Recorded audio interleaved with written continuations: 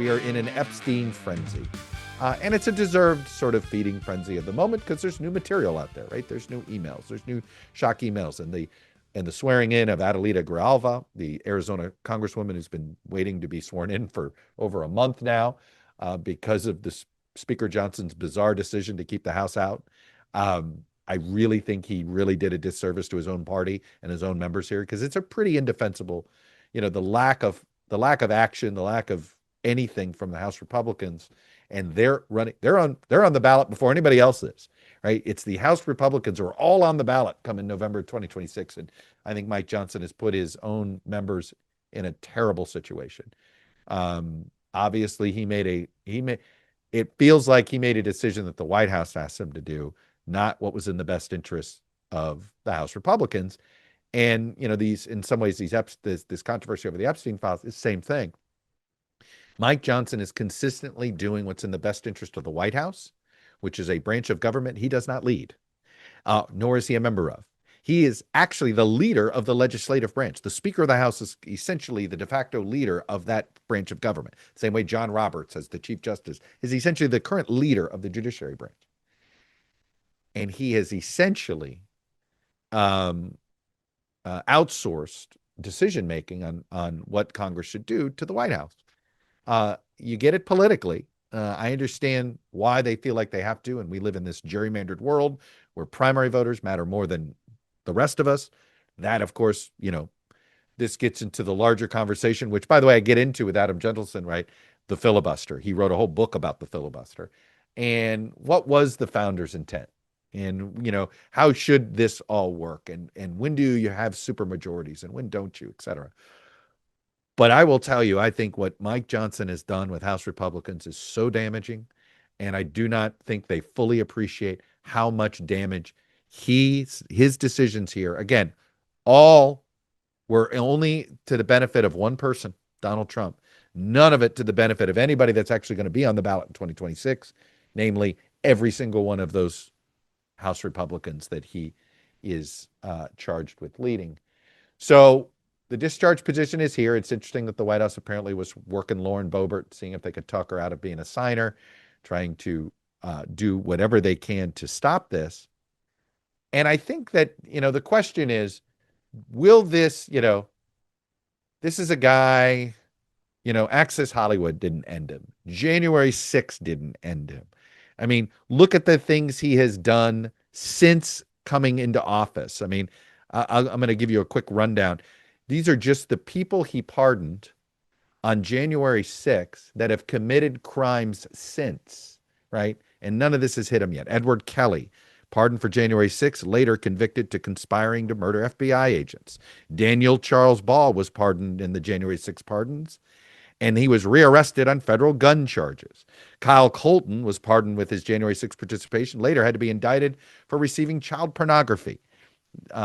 Christopher Moynihan was pardoned for the January 6th pardons, and in October 2025 was charged with threatening to kill the House Democratic leader, Hakeem Jeffries. And then there's Robert Packer, pardoned, another January 6th pardonee, in September of 2025, charged in connection with a dog attack that left 4 people injured. So people he's pardoned have gone on to commit more crimes and have become menaces to society. Never mind the other pardons he's done of some really questionable figures, like the one where it looks like he sold the pardon with Changpeng Zhao, the Binance founder. That guy's in business with his sons, and he magically gets a pardon. I wonder how that worked. This guy apparently had billions in illicit transactions. And it was Trump's Department of Justice, the first term, that actually prosecuted him. But we digress. George Santos, the serial liar, who defrauded voters, defrauded Congress, did all sorts of things. He gets pardoned. Ed Martin, who handles his pardons, he gets pardoned. He got convicted of financial crimes, misusing nonprofit funds, and he gets pardoned. And of course, I think works for Trump. Dinesh D'Souza, who traffics in made-up propaganda with his Mules movie and all this stuff. Well, he was convicted of of a straw donor scheme. He received clemency. A couple of other crypto fraud financiers that he's pardoned ever since. So he's got And I say this, none of this stuff has mattered, right?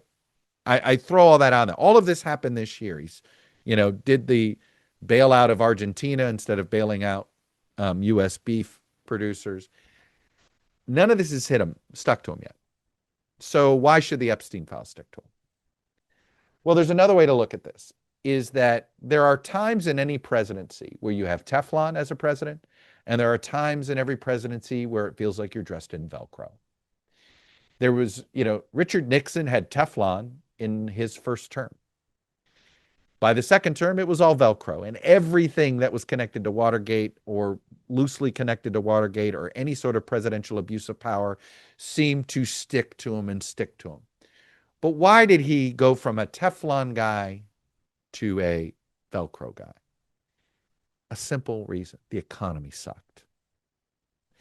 Why did Bill Clinton not get essentially punished by the political system or by voters when it came to Monica Lewinsky? The economy was great.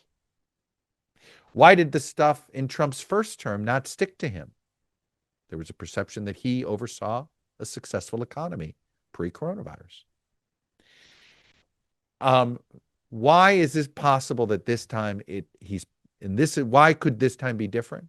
Because too many people in this country think this economy sucks. Because as we've discussed, if you have money, you're doing okay. If you don't have money, you're struggling. You're barely above water. You're seeing your electric bill go up. You're seeing the grocery bills go up. You're seeing everything in your life go up in price. Trust me, even if you have some savings, you're seeing everything go up, right? The cost of everything has gone up and feels like it's going up substantially, particularly when you look at electricity. So, Epstein's been out there as an issue for Trump, arguably, for years. The question is, why would it matter this time more than before? You can say, well, there's more evidence that connects him, that he knew something. Well, I definitely think there's always going to be. But you could make the argument, you kind of knew, right? Like, there's this great quote from J.D. Vance that actually, which was, there's always a tweet, right? This is J.D. Vance, circa 2001, so you'll be forgiven. I know you have to go way back in his past, right? Some 4 whole years ago. But the quote, and I just want to get it directly here. I had it up. Remember, this is him. He was on a tweet he made in 2021. Remember when we learned that our wealthiest and most powerful people were connected to a guy who ran a literal child sex trafficking ring, and then that guy died mysteriously in jail, and now we just don't talk about it? Of course, that was when there was a Democratic administration that he did tweet this, right? Number one. And that was back when the right was convinced this was a cover-up having to do with Bill Clinton. But of course, Jeffrey Epstein's closest friend was not Bill Clinton, it was Donald Trump. And with the point I'm making here is, do I think Trump could Jedi mind trick his way out of this? Well, he has for a long time. And why has he? Well, there's been other things. And again, I go back to the first term, even when Jeffrey Epstein was in custody, even when this whole thing consumed a cabinet secretary of his who had to essentially drop because of his lenient sentencing that he oversaw down in South Florida. It was because the perception, well, yeah, we knew all this. This was all baked in. We kind of knew Trump was this. And this is why, in some ways, people already know. Remember when we learned that our wealthiest and most powerful people were connected to a guy? Hard stop. So that's problem number one for Trump, is that Trump has made it clear he's been part of the establishment, part of the elite. He knows everybody. He knows all these guys. He's been there. He himself has quotes of him. Oh, yeah, Jeffrey likes him young. And there's that other quote that's floating around where he said, man, it was the 90s. A lot of crazy stuff was happening. I don't remember, which is always code for I don't want to talk about what I might know or what I might have seen or what I might have participated in. The point is, it isn't going to be hard for people to believe that he had a relationship with Epstein, that he was close with him. The difference is they're pissed off about he's not doing what he promised to do as president, which is bring down the costs. they're doing anything but. If anything, his policies have hurt you, right? It is the price of coffee is up, not down. Notice the Treasury Secretary says, we're going to lower the price of coffee and we're going to lower the price of fruit. Translation, they realize these tariffs actually impacted everyday people. And when you tariff Brazil over a political obsession of yours, all you do is attack all Americans in their pocketbook because of the price of coffee. Do you hate hangovers? Well, say goodbye to hangovers. Out of Office gives you the social buzz without the next day regret. Their best-selling out-of-office gummies were designed to provide a mild, relaxing buzz, boost your mood, and enhance creativity and relaxation. With 5 different strengths, you can tailor the dose to fit your vibe. From a gentle 1.5 milligram micro dose to their newest 15 milligram gummy for a more elevated experience. Their THC beverages and gummies are a modern, mindful alternative to a glass of wine or a cocktail. And I'll tell you this, I've given up booze. I don't like the hangovers. I prefer the gummy experience. Soul is a wellness brand that believes feeling good should be fun and easy. Soul specializes in delicious hemp-derived THC and CBD products, all designed to boost your mood and simply help you unwind. And if you struggle to switch off at night, Soul has a variety of products specifically designed to help you get a better night's rest, including their top-selling Sleepy Gummies. It's a fan favorite for deep, restorative sleep. So bring on the good vibes and treat yourself to Soul today.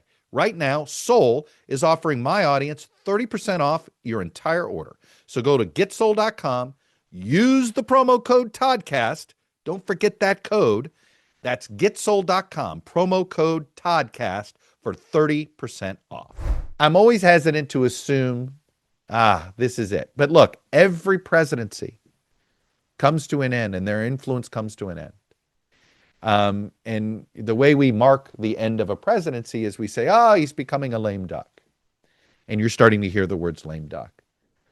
I think when you measure when does every president becomes a lame duck, the question is, when does it begin? Well, trying to figure out when a presidency is in official lame duck status is like trying to guess when we're in recession, right? There's a great line about economists with recessions. They can always tell you when it started after the recession has started. There's not a single economist that can tell you when it's going to begin, right? They never tell you when it's going to be, and we're always informed of when it began. I actually think there's the same thing with when it comes to a lame duck presidency. Is this begun? Are we in the midst of it? Are we at the beginning of it? We're not going to know for sure, I think, for about 6 months or a year. But I'll tell you this, if we fast forward a year and the Democrats sweep the House and the Senate, which to me, and you're going to hear this actually in the Adam Gentleson interview, and I think he sets this bar correctly, which is if Democrats don't win the Senate, they don't win the midterms. Right? Winning the House is simply participating, right? That's table stakes. Winning the Senate means you won an argument, you won the campaign, because you convinced people who normally aren't on your side to be on your side. That's winning, right? Winning the House is simply participating. Winning the House is a participation trophy. Winning the Senate is winning the midterms. So a year from now, if we're in a situation where we say the Democrats swept the House and the Senate, we will then go back and say the Donald Trump's lame duck presidency hit lame duck status election day 2025. And arguably, it probably happened a bit sooner. We might say that essentially the symbolic beginning of his lame duckness was the destruction of the East Wing. When he became so consumed with his personal legacy and he stopped worrying about the American voter, right? Look, Donald Trump's history is he wants to get everything he can out of you that benefits him. And once you've given him everything he can get out of you, he moves on, right? My Substack this week is about how I think he has treated the Republican Party the way he treated many of the casinos that he operated or businesses that he's run, which is he essentially leveraged it for his benefit, left this entity with a huge debt. In this case, the debt he has left him is moral and ethical bankruptcy. And then he's going to walk away. Meanwhile, the Republican Party is going to be the pardon of shitty pardons, is going to be the party of that doesn't care about the rule of law unless it applies only to the other side. Like he is gonna that they're part of that the legacy is somehow the Republican Party is the party of crypto scammers. Like that's not a good legacy. And then you throw in Epstein here, and he's the party of protecting pedophiles. Um, not exactly a good thing. But Trump's done with the Republican Party. There's nothing more the Republican Party can do for Donald Trump. There is no opportunity to run again. So now Donald Trump's worried about Donald Trump. And because of that, appears to not even be worried about the voter anymore. And this is where he goes from having a Teflon suit, and he was Teflon Don, and he's been Teflon Don, right? He can attack John McCain and not lose somebody. He could shoot somebody apparently on Fifth Avenue and not lose a supporter. But if this economy sucks, and if the grocery bills, he can't Jedi mind trick away a grocery bill. And then suddenly when that happens and they think, well, my life sucks, and this guy is worried more about the East Wing of the White House. Oh yeah, and this guy protected a pedophile for decades, and this guy's going to commute or the sentence of said pedophile's partner in crime, literal partner in crime, in Ghislaine Maxwell. That's how this story matters, right? And now you've got this orchestration of a series of votes where, Epstein is one of these few stories. We live in this siloed information world where literally, I could say, I'm going to have an interview with Clay Travis in a couple weeks. I don't think my mother knows who Clay Travis is. And I say this with no, why should she? He is in a different media ecosystem than my mother travels in. She doesn't, she watches a lot of college football, but it happens she doesn't watch anything on Fox because Miami doesn't ever play on Fox. They usually play on ESPN or ABC. So she might be aware of ESPN personalities, but she's not aware of any Fox Sports personalities, let alone aware of his radio show or any of those things. And Epstein's one of these stories that every single silo has an Epstein corner, right? Your MAGA silo has an Epstein corner. Your sort of Never Trump silo has Epstein corners. Your sort of mainstream media has an Epstein corner. Your progressive wing has an Epstein corner, right? There's this collective interest in Epstein. And let's be honest why there is. It's all, at first, the right's interest in Epstein was all about Bill Clinton. Nothing else. It was always about Bill Clinton. That's how the right got fascinated by this. They were hoping to paint, and it was all these, Democrats, it's all part of this weird pedophilia conspiracy that QAnon launched, all this. It's all sort of wrapped up in that. And then Trump's name showed up in the Epstein files, right? Then we realized, and then Trump became a cornerstone of MAGA. And became sort of in some ways created MAGA, right? Certainly, it's always a question, like anything. Trump doesn't create anything. He just sort of got in front of a parade that was starting to form, and then suddenly he became their leader and their unifier. This episode of the ToddCast is brought to you by Wild Grain. Wild Grain is the first Bake from Frozen subscription box for artisanal breads, seasonal pastries, and fresh pastas. Plus, all items conveniently bake in 25 minutes or less. Unlike many store-bought options, Wild Grain uses simple ingredients you can pronounce and a slow fermentation process that can be easier on your belly and richer in nutrients and antioxidants. Wild Grain's boxes are fully customizable. They're constantly adding seasonal and limited time products for you to enjoy. In addition to their classic box, they now feature a gluten-free box and a plant-based box. I checked out the gluten-free box, and let me tell you, they have a gluten-free sourdough bread. We got 2 loaves of it, and we've done 1 loaf already. It's a cranberry and almond sourdough bread. It's like the best raisin bread you've ever had, except it's not raisins. It's hit or miss if you mess around in the gluten-free bread world. This is a hit. This is well done. It's not heavy. It doesn't feel like a rock. Anyway, I was impressed.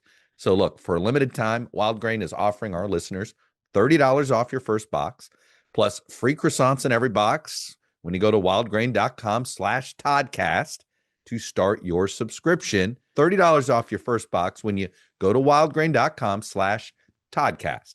That's wildgrain.com/Toddcast, or simply use the promo code ToddCast at checkout. Always use the code, get the discount. I'm telling you, it's excellent, excellent bread. But here we are. And now everybody else is interested in it because you're like, whoa, so Trump's involved in this and this side, and it's just one of those stories that everybody's got a stake in. So this is going to be a story that constantly, just like the economy is, right? The economy breaks through because you can't sort of information silo your grocery bill. There isn't a Fox News version of the grocery bill or an MSNBC version of the grocery bill. So you can't do that with the economy. And in this unique case, you can't do it with the Epstein story.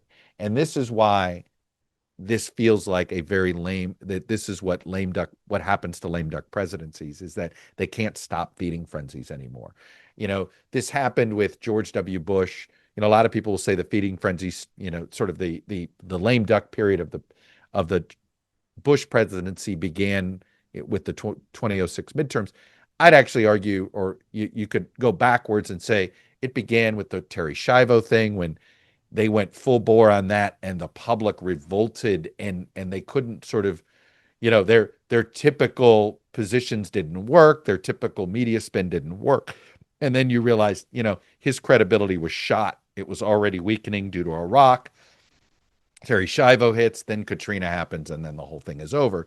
But Katrina didn't start the lame duck period. The lame duck period actually began at the beginning of 05, when he started messing around with the Schiavo business and Social Security investments, et cetera.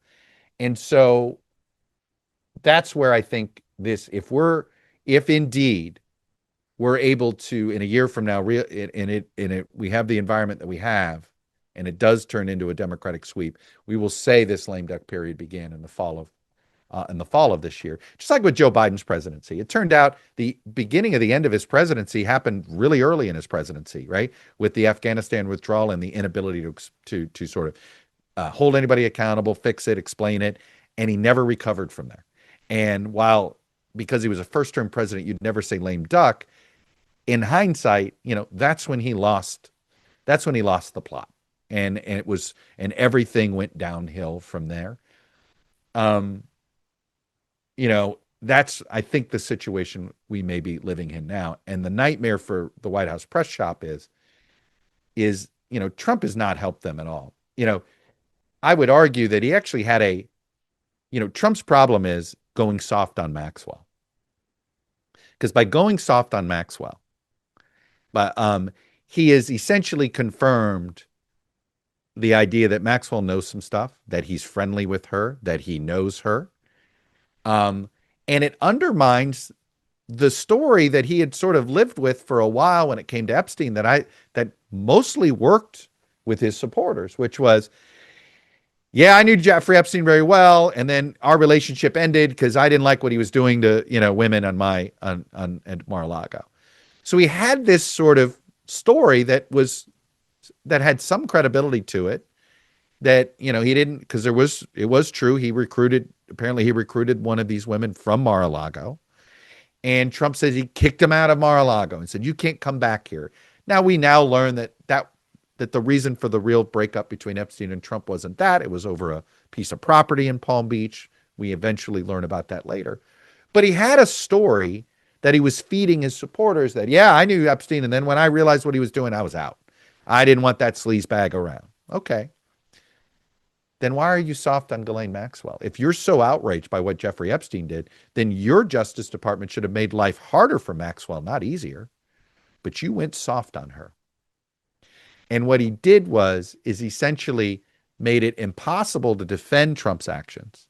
You couldn't say, if he was as disgusted by what Epstein did as he said, and he's as disgusted as his supporters say they are disgusted, then this idea of leniency on her, giving her, the club fed treatment when it comes to transferring her in prison, sending your personal attorney, who happens to be the deputy attorney general, to coax answers out of her, including I never saw anything untoward. It was so important to him to get that on the record. But Trump seems to be worried about something with Maxwell, when if he actually wanted to keep his con up on Epstein, and I'm going to assume it's a con. Um, with Trump, it's hard not to assume that. So I'm going to assume it's a con. He'd have been better off playing he said, she said with her, and then made life tougher on her. And if she threatened to go public with stuff, let her go public. She's the one sitting in prison. She's got the credibility problem. And then if you were being tough on her and she was then pushing back, it could simply be she's squealing. But the fact he didn't do that, right? Whatever he thinks she knows, he seems to be fearful enough of that it's leverage that she's successfully used with him and with Todd Blanche. And that's why his story falls apart. Now, again, does any of this matter politically? Well, I go back to every Republican's been carrying around Trump baggage for a long time, and in some ways they're now used to it. But when the economy is as bad as it is right now for so many people, and as frustrating of an economy as this is, and that's what it is. It's one of these things that you can look at it statistically and say, well, this is going well. Like I saw a stat today that said that publicly traded companies are having one of the best years earning wise that we've seen. 92% of them are reporting earnings above the normal average, and you're just like, wow.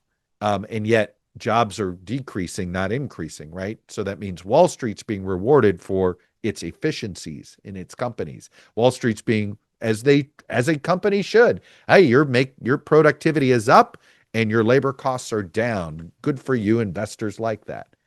But that means there's a whole bunch of people in this economy not succeeding.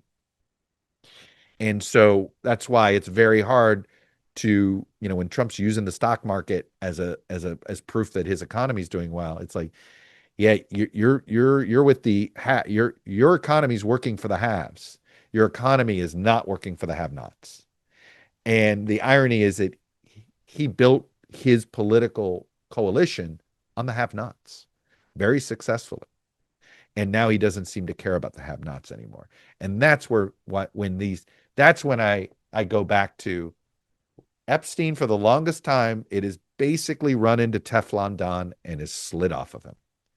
Well, I think he has a suit of Velcro on. More things are sticking to him than ever before, right? You've got sleepy eyes Trump now. That's sticking to him.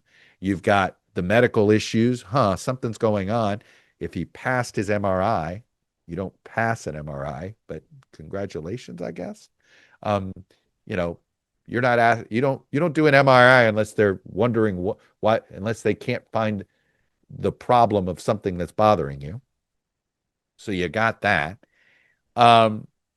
He's just doesn't seem healthy, doesn't look healthy, doesn't behave well. And you can see he's really aged a lot in the last 6 months. Go look at clips from April and then look at clips in the last 2 weeks. His voice is thinner. Maybe there are days that, you could just tell there are days where he's tired, and that's always a sign of aging. And of course, when you're at a certain age, and this happened with Biden, just because things are fine 6 months ago, this is one of those things. At some point in your late 70s, early 80s, you can, you don't age at an equal rate. Okay.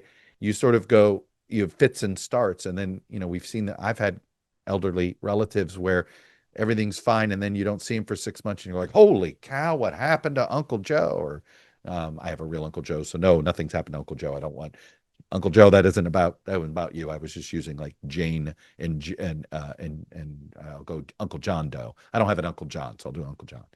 Oh my God, what happened to Uncle John? Or what happened to Aunt Jane? And that happens in these 3 and 6 months. And the point is that it's like it's like in business, your hockey stick moment, but going the wrong way. You're going along, and all of a sudden, whoop, it's off a cliff. It just collectively feels like he has now got a suit of Velcro. And so if we have essentially 6 weeks of every couple of days, there's an Epstein development, which now there's going to be, now that this discharge petition has happened, they're going to have this vote at some point in the next couple of weeks. That will be there. Then it has to go to the Senate. There was a time I thought, the Senate will kill it. I don't know anymore, right? It's going to be an interesting test. How many Republicans will there be? Will there be 13 Republicans who join 47 Democrats to force this release and force it on have both the House and the Senate have this? That's an interesting development. Is it a moment where some Republicans decide, I need to show some independence from Trump? Is this the safest place to do it, right? It could be the healthcare subsidies could be a way that Republicans distance from Trump. The tariff ruling, when it comes out, likely saying that his tariffs are unconstitutional. Is that the moment? Is it the Epstein files? The point is, there's a lot of ways now that Republicans can start to put some distance in what will look like a baby step, right? Just voting against him on Epstein, or voting against him on tariffs, or voting against him on healthcare subsidies. That suddenly what is a trickle turns into a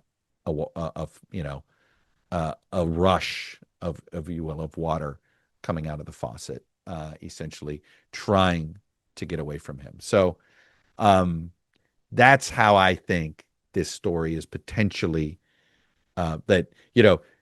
it's like Javert. Do you got him now?